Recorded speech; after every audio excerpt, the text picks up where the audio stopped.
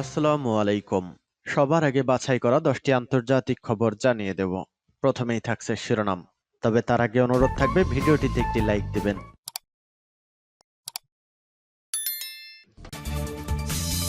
পুরোদমে ইসরায়েল ফিলিস্তিনি যুদ্ধ চলছে, জানিয়ে দিব হাতে থাকা গুরুত্বপূর্ণ আপডেট আন্তর্জাতিক সংবাদ। প্রথমে এই সংবাদ শিরোনাম। গাজায় মানবতা বিরোধী অপরাধ, ইসরায়েলকে অস্ত্র সরবরাহ বন্ধ করুন, বাইডেনকে মার্ক সিনেটরদের চিঠি।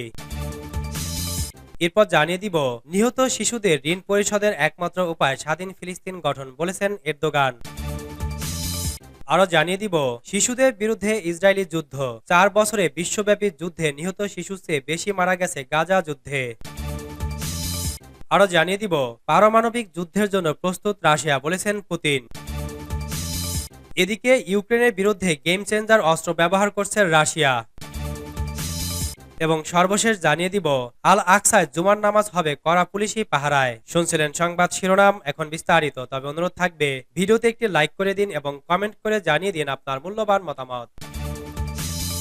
গাজায় মানবতা বিরোধী অপরাধ, ইসরায়েলকে অস্ত্র সরবরাহ বন্ধ করুন, বাইডেনকে মার্ক সিনেটরদের চিঠি। মার্কিন কংগ্রেসের কয়েকজন সিনেটর ইহুদিবাদী ইসরায়েলকে অস্ত্র সরবরাহ না করার জন্য প্রেসিডেন্ট জো বাইডেনের প্রতি আহ্বান জানিয়েছেন। তারা বলেছেন ইহুদিবাদী ইসরায়েলের দখলদার সরকার অবরুদ্ধ গাজা উপত্যকার ফিলিস্তিনি জনগণের কাছে ত্রাণ সহায়তা পাঠাতে বাধা সৃষ্টি করছে। সোমবার স্বতন্ত্র সিনেটর বার্নি স্যান্ডার্স এবং ডেমোক্রেটিক দলের 7 সিনেটর প্রেসিডেন্ট বাইডেনকে একটি চিঠি পাঠান। তাতে তারা সুস্পষ্ট করে বলেছেন যে জো বাইডেনের প্রশাসন এরই মধ্যে মার্কিন আইনের একটি অংশ লঙ্ঘন করেছে। মার্কিন আইনে বলা হয়েছে যেসব দেশ মানবিক ত্রাণ পাঠানোর ক্ষেত্রে বাধা সৃষ্টি করে সেসব দেশকে আমেরিকা কোনো সামরিক সহায়তা দিতে পারবে না। মার্কিন সিনেটররা আরো বলেছেন আমেরিকা গাজায় পাঠানোর জন্য যে ত্রাণ সামগ্রী দিয়েছে সেগুলো কাঙ্ক্ষিত লক্ষ্যে পৌঁছতে বাধা সৃষ্টি করেছেন ইসরায়েলের প্রধানমন্ত্রী বেনিয়ামিন নেতানিয়াহু। বার্নি স্যান্ডার্স বলেন পুরো ফিলিস্তিনি জনগোষ্ঠীর বিরুদ্ধে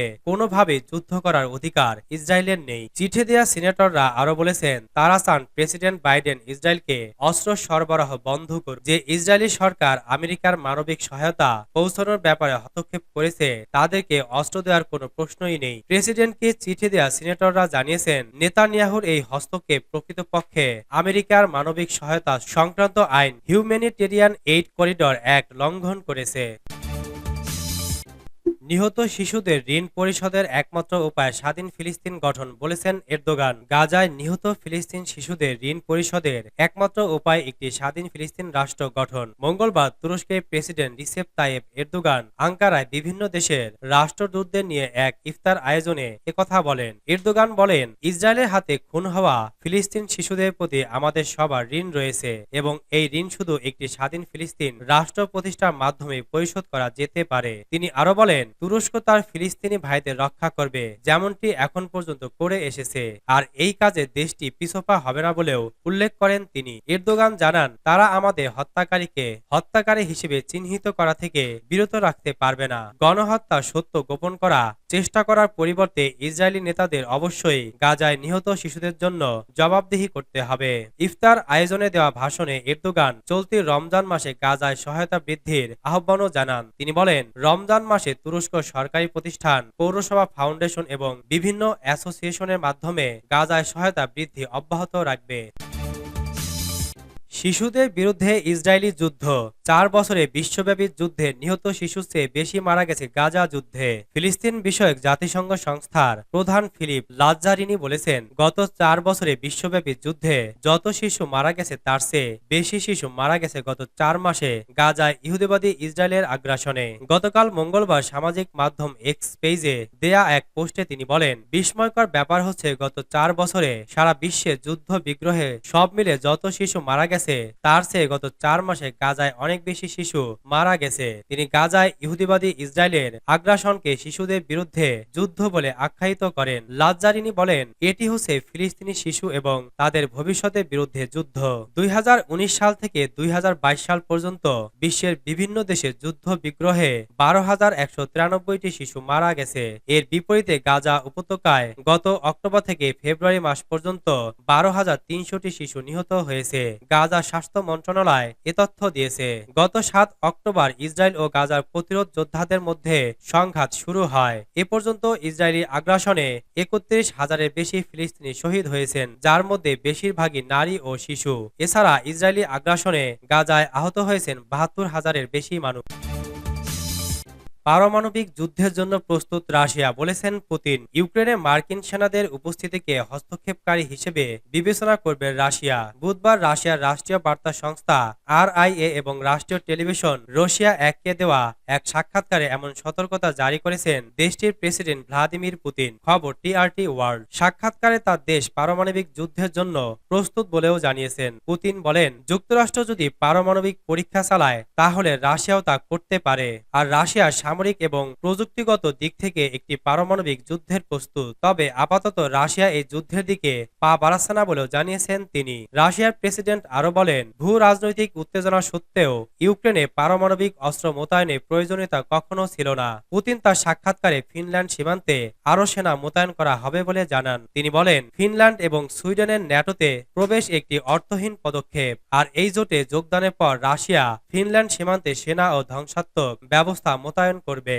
নিজস্ব জাতীয় স্বার্থ নিশ্চিত করার দৃষ্টিকোণ থেকে এই দুই দেশের ন্যাটোতে যোগদানকে পুরোপুরি অর্থহীন পদক্ষেপ বলেও মন্তব্য করেছেন তিনি। ইউক্রেনের বিরুদ্ধে গেম চেঞ্জার অস্ত্র ব্যবহার করছে রাশিয়া। রাশিয়ার সামরিক বাহিনী ইউক্রেনের বিরুদ্ধে FAB-500 গ্লাইড বোমার ব্যবহার শুরু করেছে। এ বোমাকে চলমান যুদ্ধের ক্ষেত্রে গেম চেঞ্জার বলে উল্লেখ করেছে মস্কো। রাশিয়ার প্রতিরক্ষা মন্ত্রণালয় একটি ফুটেজ প্রকাশ করেছে, যাতে দেখা যায় একটি Su-34 বোমারু বিমান থেকে FAB-500 গ্লাইড বোমা নিক্ষেপ করা হচ্ছে।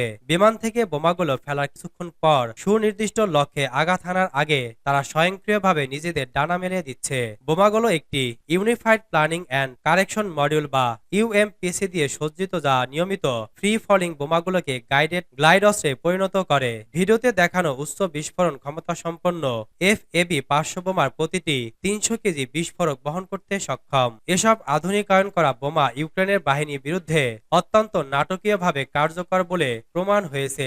ওয়াশিংটন পোস্ট এবং CNN এর মতে পশ্চিমা গণমাধ্যম বলতে বাধ্য হয়েছে যে রাশিয়ার এসব বোমা প্রতিহত করার কোনো ব্যবস্থা ইউক্রেনের সেনাদের হাতে নেই।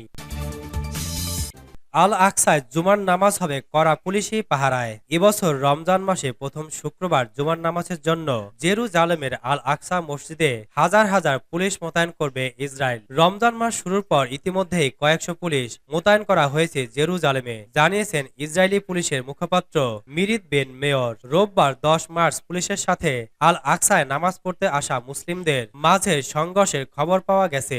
এ বিষয়ে সতর্ক আছে ইসরায়েল। রাষ্ট্রীয় মুখপাত্র তাল হাইনরিক বলেন, প্রতি বছর রমজান মাসে হাজার হাজার মুসলিম আল আকসায় নামাজ আদায় করেন। গত বছর অক্টোবর থেকে গাজায় হামলা চালাচ্ছে ইসরায়েল, ফলে ফিলিস্তিনি এবং ইসরায়েলিদের মাঝে থমথমে পরিস্থিতি বিরাজ করছে। এমনকি ইসরায়েলের এক মন্ত্রী দাবি করেন, পশ্চিম তীরে বসবাসকারী ফিলিস্তিনিদের জেরুজালেমে প্রবেশ করতে দেওয়াটা ঝুঁকিপূর্ণ হয়ে যাবে। তবে গত সপ্তাহে ইসরায়েলি প্রধানমন্ত্রী বেনিয়ামিন নেতানিয়াহুর কার্যালয় থেকে জানানো হয়, প্রতি বছর যে পরিমাণ মুসল্লিদের আল আকসায় প্রবেশ করতে দেওয়া হয়, এবছরও সেই পরিমাণ মুসলিমদের প্রবেশ করতে দেওয়া হবে। এক্ষেত্রে অবরুদ্ধ পশ্চিম তীর থেকে আসা ফিলিস্তিনিরা কিছুটা বাধার মুখে পড়তে পারেন বলে পুলিশ এক বিবৃতিতে জানিয়েছে। ওই এলাকা থেকে শুধু 55 বছর বা তার বেশি বয়স পুরুষ এবং 50 বছর বা তার বেশি বয়সী নারীরা আল আকসায় আসতে পারবেন। গত বছরে 7 অক্টোবর ফিলিস্তিনের স্বাধীনতাকামী সংগঠন হামাস ইসরায়েলে হামলা চালানোর পর গাজায় নির্বিচার হামলা শুরু করে ইসরায়েল। 4 মাসেরও বেশি সময় ধরে চলমান সেই অভিযানের শুরু থেকে এ পর্যন্ত গাজায় নিহত হয়েছেন ৩১,০০০-এরও বেশি মানুষ।